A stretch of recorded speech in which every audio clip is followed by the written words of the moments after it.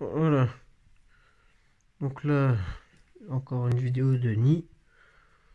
Je vais faire vite fait, je vais essayer de faire vite fait le tour des nids que j'ai chez moi.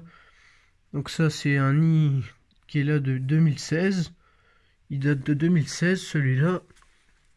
Il était dans un cerisier. Bon, il y a la barre au milieu, mais on voit quand même. Bon, celui-là, il avait... ouais. Bon, il est vieux, hein. Il est de 2016. Hein. Là, on est en 2018 maintenant. Donc, 2016, il a 3 ans. Ouais, 2 ans et demi, 3 ans, ouais. Donc voilà, la branche, là, qui est derrière. Il est fixé dedans, mais bon, il est abîmé. Il y a des toiles d'araignée dedans. Enfin, bon. Parce qu'il est vieux, hein. Il y a un gros trou, là. On voit les plateaux un peu dedans. En plus, on voit un petit peu l'intérieur. Là, on voit un peu mieux l'intérieur.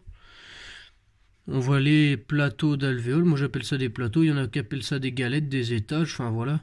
Bon, il y a de la toile d'araignée dedans. Il doit y avoir des petites araignées depuis le temps qu'il est là. Faudrait que je le donne à quelqu'un qui en voudrait bien. Hein. Bon, celui-là, depuis 2016, depuis le temps, il n'y a plus de frelons dedans, largement. Hein. Bon, il est bien abîmé, hein, parce que ça, c'est les oiseaux qui ont dû faire des trous dedans. Voilà. Mais bon.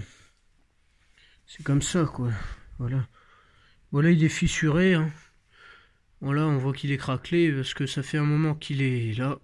Puis que le champ, bah déjà, comme c'est du bois mâché, bon, les frelons ils vont gratter ça sur les arbres morts, les troncs pourris ou quoi. Parce que j'ai une souche pourrie chez moi, j'ai eu des frelons qui venaient cet été gratter dessus le bois. Donc voilà, ils mélangent ça avec de l'eau ou de la salive. Voilà, ils malaxent avec leur mandibule et tout. Ils font des boulettes de bois.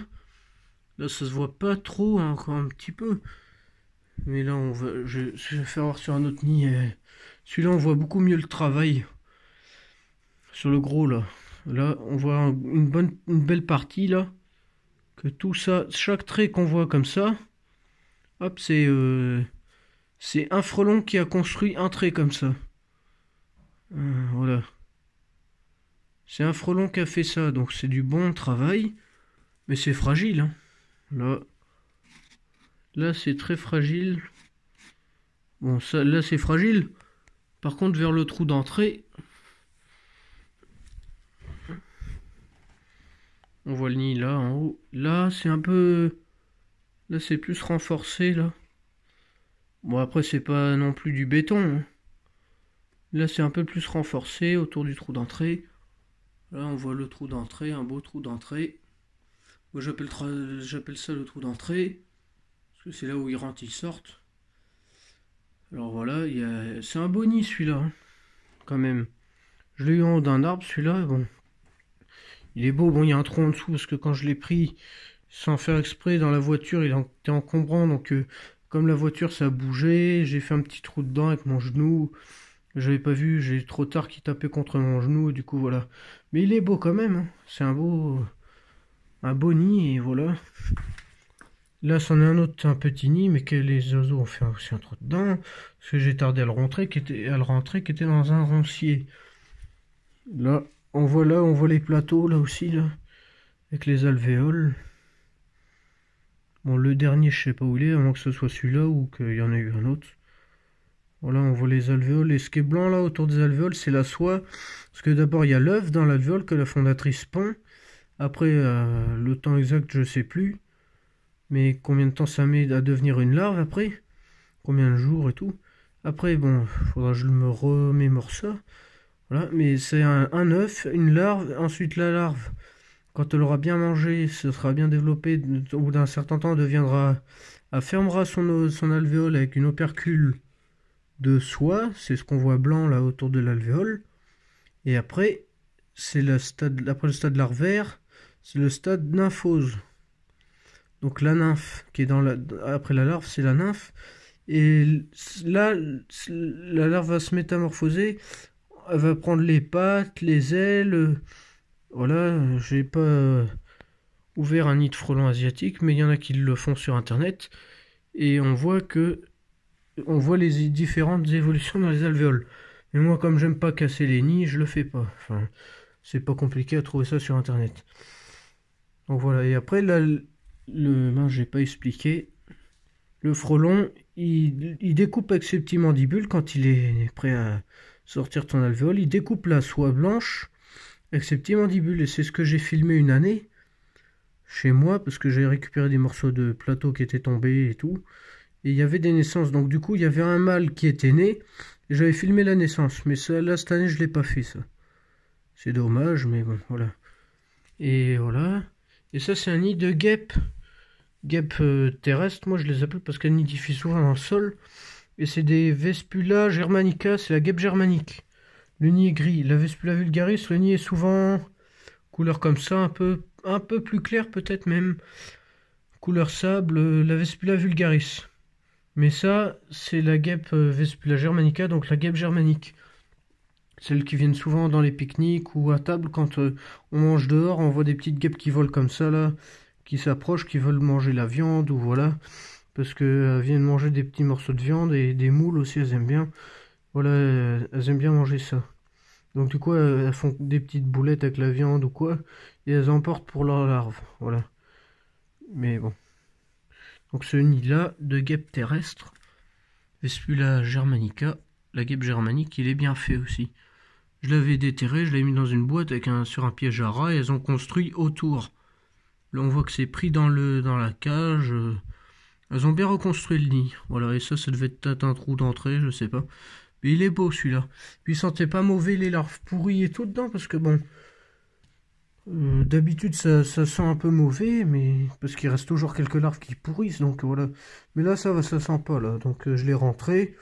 Puis comme il est pas mal, voilà. Donc voilà, hop, voilà. Là, il y a un essaim de guêpes polistes. Là, derrière, on voit 2 essaims de guêpes polistes. Et il y a un plateau. Attends, je vais essayer de me dépêcher un peu. Je vais faire pas trop long. Un plateau de nid de frelons asiatiques. Donc comme il y a là, dedans. Mais ça, c'était l'avant-dernier et le dernier. Donc du coup, il n'y avait que des œufs dedans. Un petit arrondi là, c'est qu'il y avait une branche qui le traversait, les frelons qu'on se retourne. Mais celui-là il est pas mal parce qu'il est bien... Comment? Bah il est bien fait, c'est régulier, les alvéoles sont très belles et tout. Il y a le petit dernier plateau là qui est en train de se faire au milieu. Avec le point d'attache, il y en a qui appellent ça des ponts, des piliers, moi j'appelle ça des points d'attache, c'est pareil. Donc qui relie un central et puis des autour.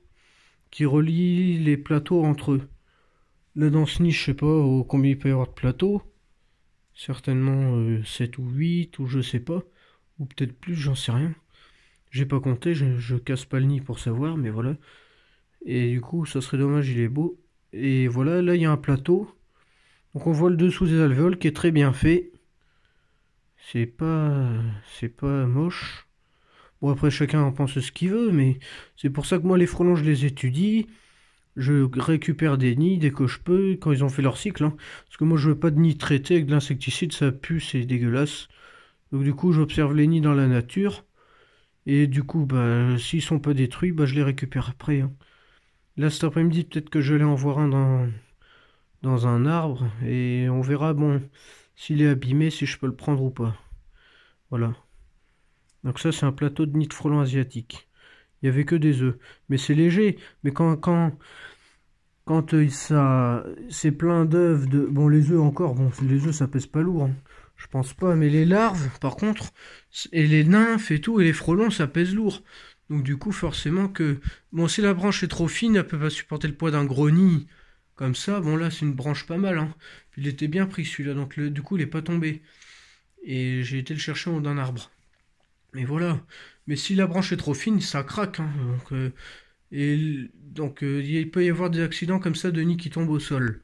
Ça, c'en est un petit qui est tombé, voilà. Enfin, qui est tombé, qui est abîmé.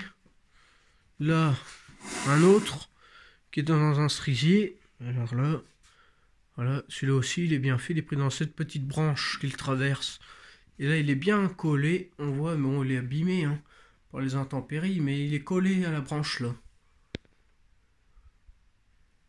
Donc les nids se détachent pas comme ça, comme croient certaines personnes. Ça, c'est encore des fausses idées. C'est très très solide. C'est très bien attaché aux branches. Et puis bah on va finir par celui-là. Il y a un petit frelon en haut de la fenêtre là, qui est sorti du nid. Bon, je sais pas ce qu'il fout. Il est en train de se reposer. Il voudrait aller dehors, mais bon, c'est pas le moment encore. Je remettrai dehors, mais bon, comme c'est une simple ouvrière, une naissance, à mon avis, c'est juste une femelle, c'est pas une future fondatrice. Bon, je la remettrai dehors si elle veut sortir, mais bon, voilà. Là, pour l'instant, c'est pas le moment. Mais voilà. Donc, ce nid-là, je l'ai rentré donc en début de semaine. Là, on est dimanche 25 novembre 2018, il est 14h04. Voilà. Et bon, c'est pareil, c'est un beau nid, bon, il est fissuré aussi. Mais pour dire que les nids, oui, ils tombent pas comme ça, hein. Le gars qui m'avait dit oui, ça va tomber, même avec la tempête, ça met très longtemps, et puis c'est très solide autour des branches. Il reste toujours du nid autour d'une branche, hein.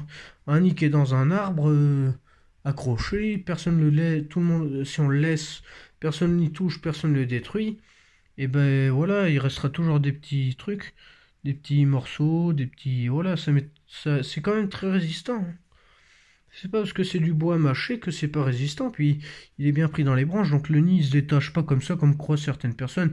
Il y avait un gars qui m'avait dit ça un jour, il m'avait dit oui, mais là le nid c'est dangereux, faut le faire détruire, parce que j'étais en promenade, j'avais vu un beau nid, comme ça, ou même beaucoup plus gros que ça, et le gars il m'avait dit bah faut le faire détruire parce que bah c'est dangereux quoi, avec le vent ça peut tomber. Je dis mais non monsieur, vous le savez pas, mais c'est bien fixé. Il dit oui, mais c'est fragile.